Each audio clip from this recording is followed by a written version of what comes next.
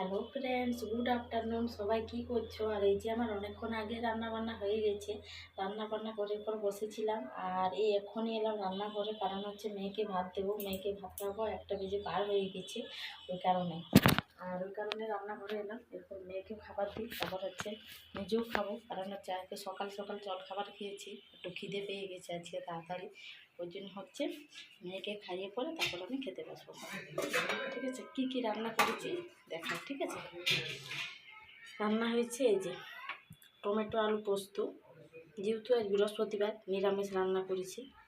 ঠিক আছে, আর হয়েছে এই যে তেন্দুরি ভাজা। ঠিক আছে, আর প্রেসার কুকারে ডাল করেছি, আর কিছু করিনি, ওইগুলোই করেছি।